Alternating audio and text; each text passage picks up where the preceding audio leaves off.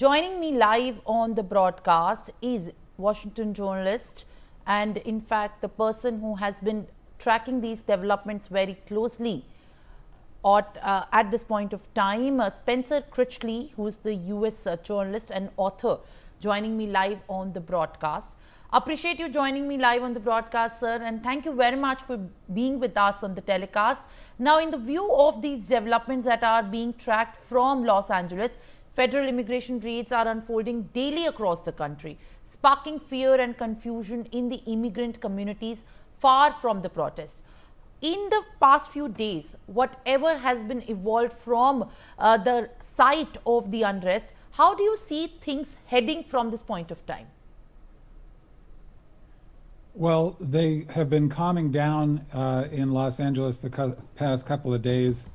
And while the incidents of violence that we've seen are serious and are very counterproductive if people think they're somehow helping the cause of the immigrants being victimized, they've also been hugely exaggerated by the Trump administration and friendly media, playing the same few clips of cars burning and people throwing rocks at police over and over and over again. I want to emphasize the city of Los Angeles is 500 square miles.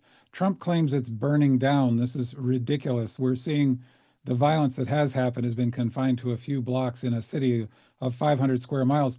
And the greater Los Angeles area is almost 5,000 square miles. So there's a huge amount of exaggeration going on here. And again, that's not to downplay how wrong and frankly stupid the violent incidents that have occurred are. We're also seeing protests in other cities like San Francisco, for example, here in California and other cities across the country. And I expect that to continue. And so far, those protests have been very largely peaceful.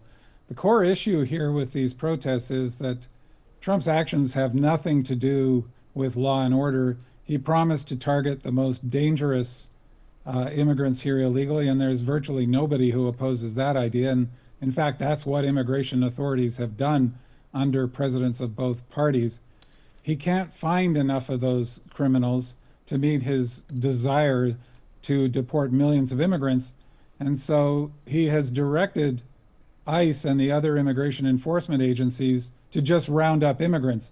And they're rounding up people whose only crime is that they are here without papers. And those people are actually, whether you like it or not, the foundation of multiple industries in the United States.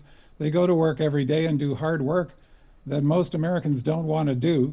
And they pay taxes and contribute to the economy in multiple other ways as well. These are the people who are being rounded up in these military-style raids, along with their children. In many cases, young children as young as 4 years old have been detained, or we've seen parents ripped away from their children. And again, these are people whose only crime is that they're here illegal. And the reason they're here is that their employers want and need them to be here.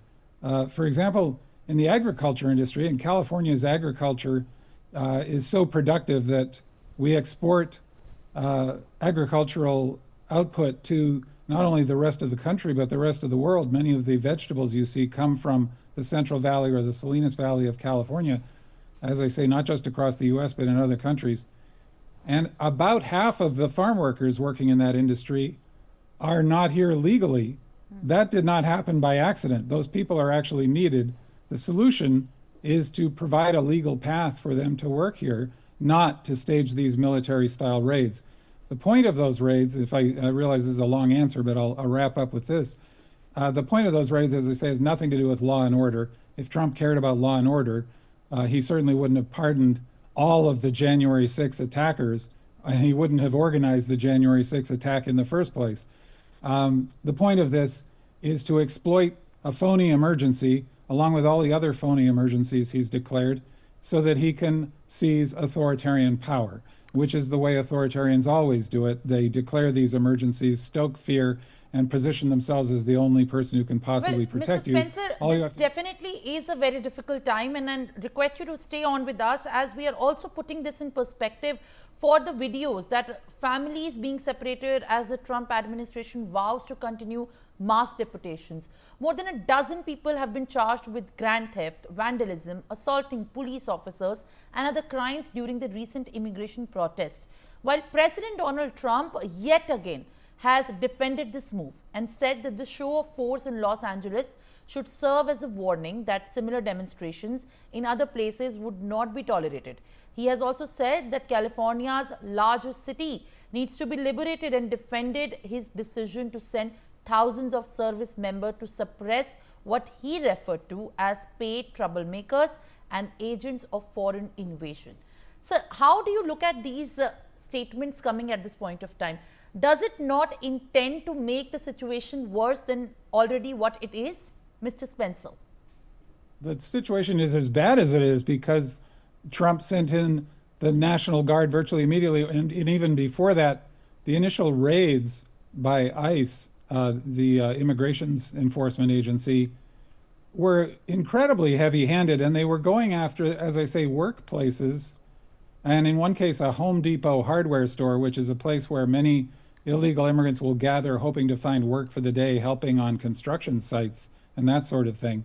These people are entirely peaceful and hardworking. Again, their only crime is they don't have the proper papers to be here.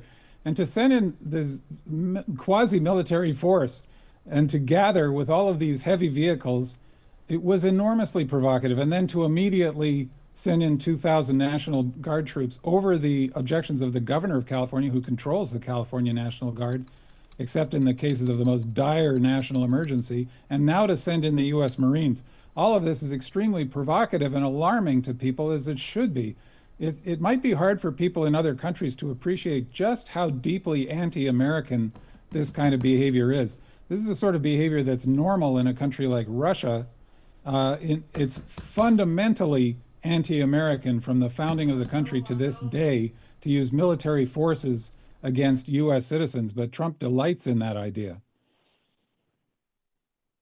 Mr. Spencer, at this point of time, what we are learning further is that there has been an incident occurred where an Australian journalist was shot at, and now law enforcement officers have shot a woman with what appears to be less lethal ammunition at close range while she was walking alone near a residence in Los Angeles.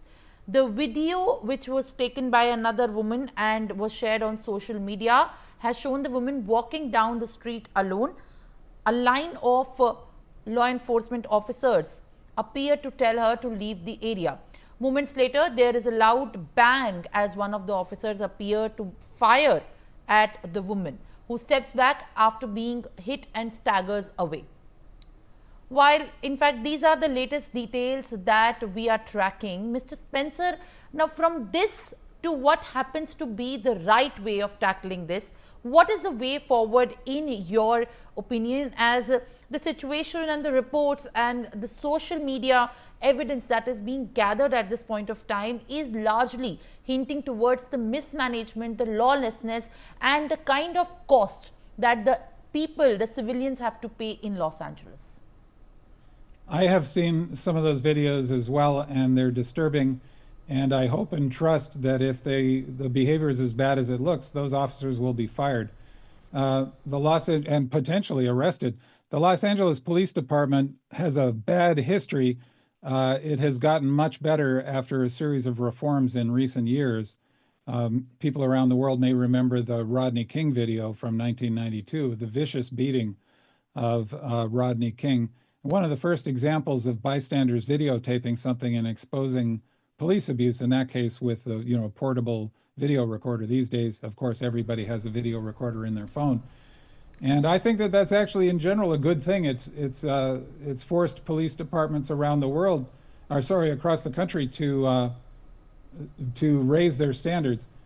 However, I don't think that those incidents are representative of the typical behavior of the LAPD, at least the modern Los Angeles Police Department. And the proof of that will be if and when those officers are investigated and punished appropriately. I've actually done quite a lot of work with a couple of truly excellent California police agencies, and I can tell you, if an officer had committed any kind of abuse, such as what we seem to be seeing in those videos, that officer would have immediately have been relieved of duty, investigated, quite probably at least fired, and if they had broken any laws, they would have been arrested. Well, all right, Mr. Spencer, thank you very much, who's a very veteran journalist and author, for joining us live on the telecast, and